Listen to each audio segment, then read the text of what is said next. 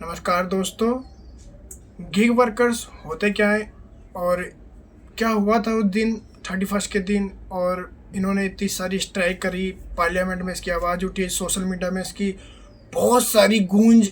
मतलब लोग 31 के दिन बहुत सारे लोगों ने ओवरऑल इंडिया ने स्ट्राइक करी। जो गिग वर्कर्स है, ब्लिंकिट, ज़ेप्टो, स्विगी जैसे बड़े बड़े प्लेटफॉर्म के लोग ने इसमें स्ट्राइक मारी थी।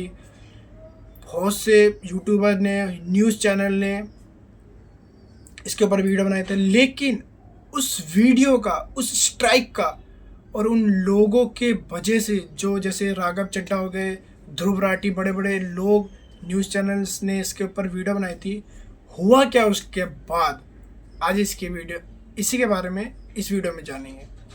31 के दिन यानी हड़ताल के दिन लोगों ने बहुत बहुत हद से ज़्यादा इसको पीक पे लेके गए। इस बात को, इस न्यूज़ को, न्यूज़ चैनल्स ने भी इसको पीक पे करा, यूट्यूबर्स ने, क्योंकि उनको पता है कि ये उनका हक है। लेकिन कंपनियां उनको उनका हक नहीं दे रही थी, क्योंकि कंपनियां चाहती है कि ये हमारे नौकर है।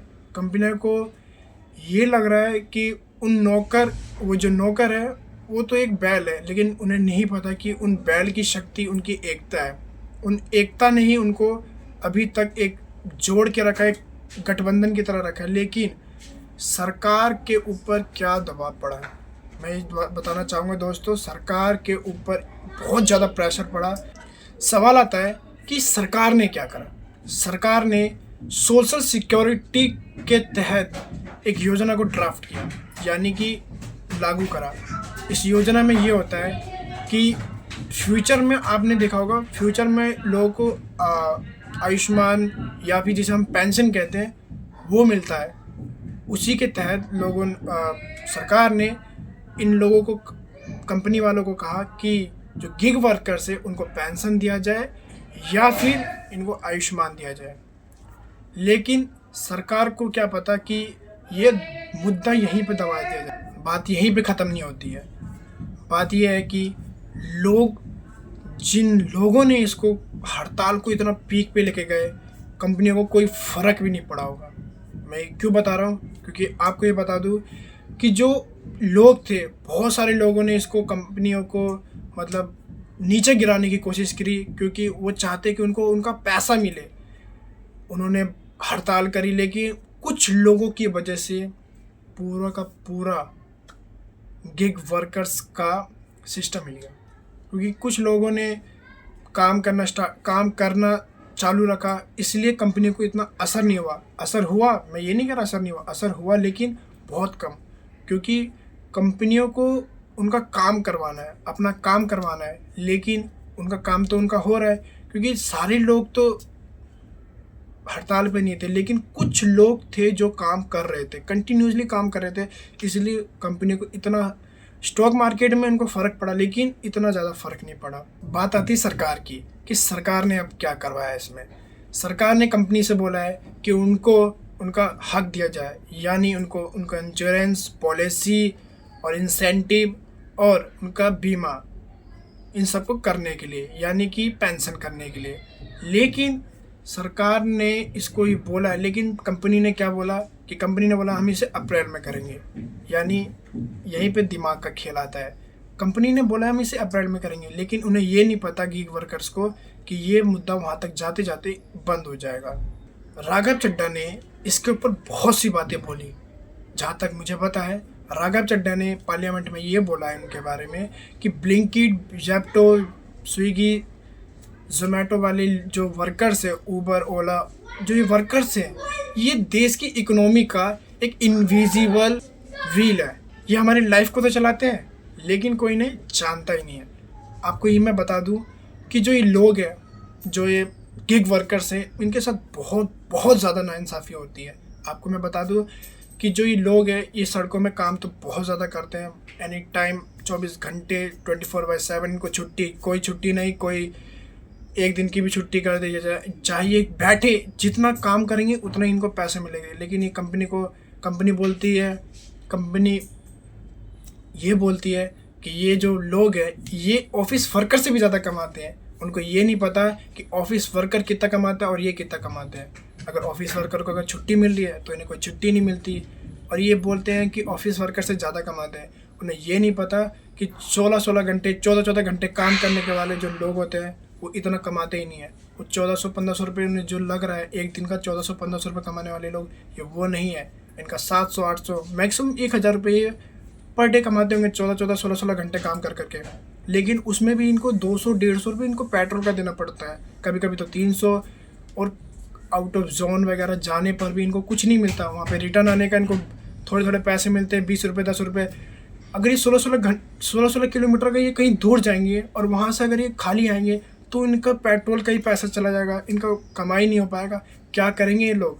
और मैं बता दूँ कि जैसे हमारे बड़े यूट्यूबर हैं ध्रुव राठी, जिन्होंने इनके ऊपर डॉक्यूमेंट्री वीडियो बनाई थी, उन्होंने भी इसके ऊपर जोमेटो को सीईओ को एक ट्वीट करा था। लेकिन ट्वीट के बदले उन्हें रिस्पॉन्स क्या आता है, उन्होंने ट्वीट में यही बोला था कि इन गिग वर्कर्स को 10-10 मिनट की पॉलिसी को हटाया जाए, इनकी इनकम को बढ़ाया जाए, इनकी इंसेंटिव उनको बढ़ाया जाए। लेकिन ध्रुव राठी ने इसके ऊपर भी बहुत ज़्यादा बोला, उन्होंने भी इस वीडियो को बहुत ज़्यादा वायरल करा। उनकी तबीयत ख़राब थी तभी भी उन्होंने इसको ज़्यादा से ज़्यादा प्रमोट करा, क्योंकि उन्हें पता है कि जिसका हक है उसको उतना हक मिलना चाहिए।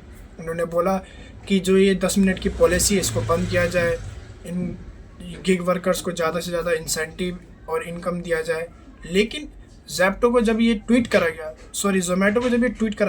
तो जोमेटो ने इसके ऊपर यही बोला कि ये ऑफिस वर्कर से भी ज़्यादा कमाते हैं।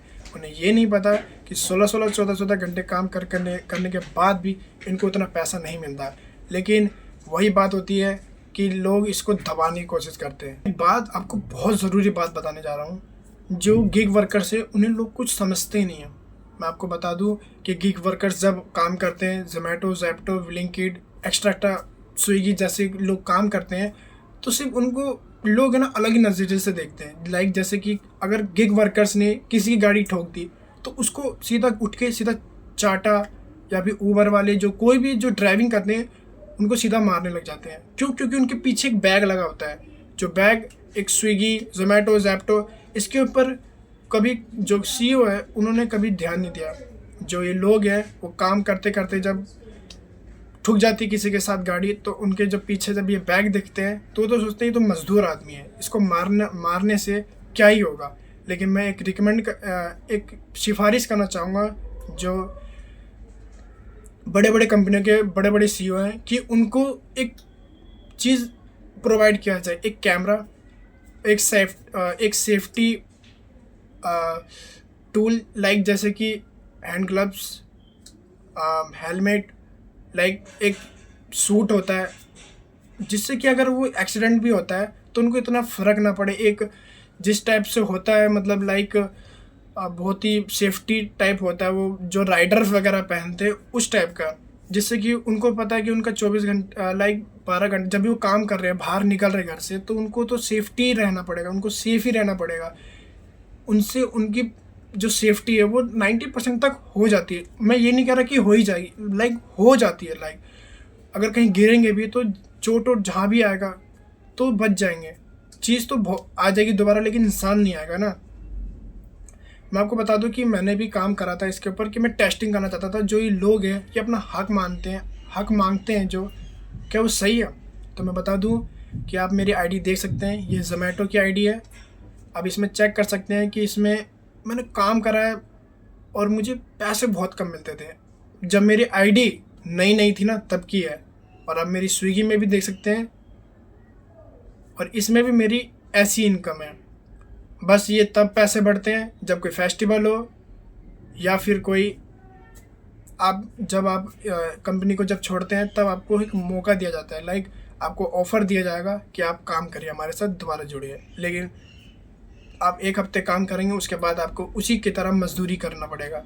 10-10 किलोमीटर, 15-15 किलोमीटर के बहुत कम पैसे देते हैं। 5-5 किलोमीटर, 4-4 किलोमीटर के आपको पिकअप दिया जाएगा। ये गलत है। कंपनी इसको सोचना चाहिए, कंपनियों को अपने गिग वर्कर्स के लिए ही सोचना चाहिए, क्योंकि वो उनकी रोज़ी रोटी है। मैं चाहता हूँ कि आप लोग सपोर्ट करें, और मैं चाहता हूँ अगर आप चाहते हैं कि गिग वर्कर्स एक नए ऐप के साथ, यानी कि एक नया ऐप आए और गिग वर्कर्स के लिए उनकी सेफ्टी उनके लिए इंश्योरेंस पॉलिसी और उनका इंसेंटिव इनकम ज़्यादा दे तो प्लीज़ कमेंट करना। मैं इसके बारे में ज़रूर सोचूंगा, क्योंकि मैं लोगों के बारे में नहीं, लोगों के हित के बारे में सोचता हूँ। जय हिंद।